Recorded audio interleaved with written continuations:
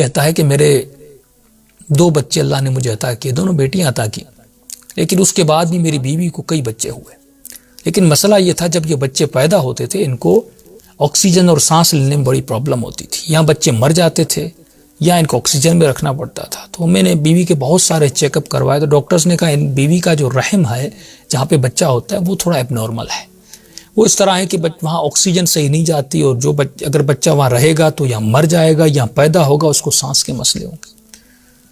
تو میں نے کہا بس پروردگارا، بہت متدین اور متقی آدمی تھا، بیوی متدین تھی، کہا میں تھک گیا ہوں، کبھی اس ہاسپٹل میں، کبھی فلاں چیک اپ، کبھی فلاں اسپیشلسٹ کے پاس، کبھی نامحرم ڈاکٹروں کے پاس، مجبوری کی حالت میں جانا پڑتا ہے۔ کہتے میں تنگ آ گیا تھا، میری غیرت اجازت نہیں دے رہی تھی۔ میری بیوی نے کہا بس بچے نہیں چاہیے، میں بھی ہاسپٹل میں یا ڈاکٹرز کے چکر میں نہیں آنا چاہتی۔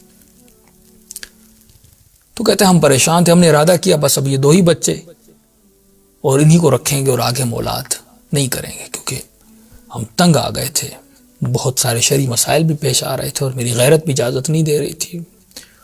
تو لیکن اچانک سے میری بیوی کو پھر دوبارہ حمل ہو گیا۔ اب ہمیں ارادہ بھی کیا تھا لیکن دوبارہ حمل ہو گیا، اب میں پریشان ہوگا، کیا کریں اس بچے کا۔ تو کہتے کافی عرصہ گزرنے کے بعد تقریباً 8-9 مہینے گزر گئے، اور اتنے میں ایک جگہ مجلس ہو رہی تھی امام موسیٰ کاظم کی نسبت سے، یا کوئی امام حسین کی مجلس تھی، میں اندر گیا، وہاں پر یہی واقعہ سنا کہ ایک درندہ بھیڑیا امام کے پاس آیا، اس کی بیوی کو بھی یہی مسئلہ تھا۔ میں نے کہا یہ تو ایگزیکٹ میرا مسئلہ ہے جو منبر پر بیان ہو رہا ہے۔ اب یہ مشہد کا واقعہ ہے۔ کہتا میں فوراً واقعہ سننے کے بعد وہ سنا رہا تھا، میں زار و قطع رو رہا تھا، مولا اب یہ بچہ میرا ہے یا مرا ہوا پیدا ہوگا یا پھر اس کی سانس ہوگی، میں ڈاکٹرز میں نہیں جانا چاہتا، یا مرد ڈاکٹر ہیں، خواتین کی کمی ہے، بہت متدین ہوں، میری غیرت اجازت نہیں دیتی، میں اور میری بیوی تکلیف میں کیسے کروں۔ کہتا اتنے میرے ذہن میں خیال آیا، میں نے کہا وہ حیوان ہے جب مشکل میں گرفتار ہوا، اس سے یہ معرفت تھی، اندر اس کا خالص تھا، اسے پتا تھا کہ مجھے امام کے در پہ جانا ہے، اور اے بندے خدا تو 7-8 سالوں سے ہاسپٹلز کے اور ڈاکٹرز کے دھکے کھا رہا ہے، امام رضا کے در پہ تو ایک بار بھی نہیں گیا اپنے مسئلے کو حل کروانے کے لیے۔ یقین، قلب سلیم۔ کہتا ایک مرتبہ میں روتا ہوا سیدھا امام کے حرم میں گیا، اور میں نے بے تکلف ہو کے امام سے بات کی۔ میں نے کہا مولا یقیناً میں اس درندے حیوان سے بدتر ہوں، میں اس سے بھی زیادہ برا اور گیا گزرا ہوں، کیونکہ میں 8 سال یہ مسئلہ آپ سے میں بیان کرنے نہیں آیا۔ ایک مرتبہ ہم ایسے سرسری بیان کرتے ہیں، ایک مرتبہ پوری کامل خالص صاف ستھری نیت کے ساتھ جاتے ہیں اور یقین کامل کے ساتھ جاتے ہیں، پھر انسان کی دعائیں قبول ہوتی ہیں۔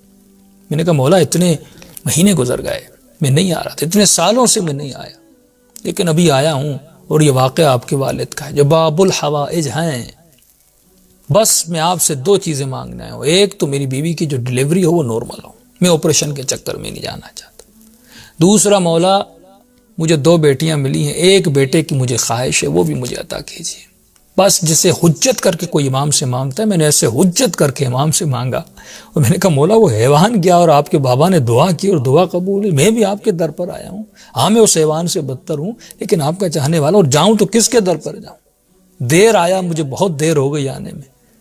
انس بن مالک کے لیے ان کا ایک شاگرد تھا، کوئی میرے خیال میں 92 سال کا، امام کی خدمت میں آیا، اور چھٹے امام کی خدمت میں امام نے فرمایا کہاں تھے؟ تو میں آپ کا شاگرد بننا چاہتا ہوں۔ امام نے کہا اتنے 90 سال کا بوڑھا تھا۔ امام نے کہا اب علم حاصل کرنے آئے ہو؟ اس سے پہلے کہاں تھے؟ اس نے کہا اس سے پہلے انس بن مالک کے یہاں تھے۔ امام نے کہا اسی کے پاس چلے جا۔ جب انسان یہ توجہ نہیں کرتا، جب یہ محسوس نہیں کرتا، کیونکہ اس کا اندر خالص نہیں، ہم ملاوٹی ہیں۔ کہتا اتنا ہوا، اچانک میری بیوی کو تھوڑا عرصے گزرنے کے بعد اس کو درد شروع ہوا۔ میں فوراً ڈاکٹر کے پاس گیا، ڈاکٹر نے کہا اگر نارمل ڈیلیوری ہونی ہوگی تو 1-2 گھنٹے میں ہو جائے گی، اگر نہ ہوا 1-2 گھنٹے میں تو آپ کو ہاسپٹل لے آنا پڑے گا، پھر وہی آپریشن، وہ سارے چکروں میں آپ کو جانا پڑے گا۔ کہتا بیوی کو گھر لے آیا، اور جو ہے اس کے درد اور زیادہ ہوئے۔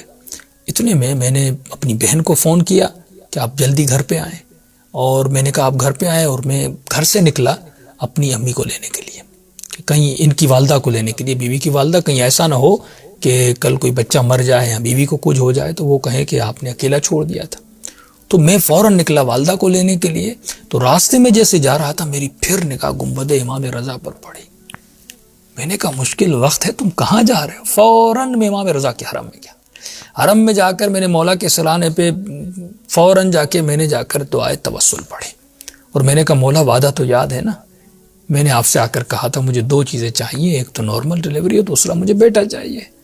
میں نے دعائے توسل پڑھی، میں نے کوئی نماز نہیں پڑھی، کچھ بھی نہیں کیا، بس امام سے یہ کہا اور روتا. میں نے کہا مولا اب میں کہیں اور نہیں جاؤں گا. کہتا یہ دعا کر کے میں حرم سے نکلا، اور نکلنے کے بعد میں گھر گیا. یہ واقعہ ہے جانے ہوئے شخص کا.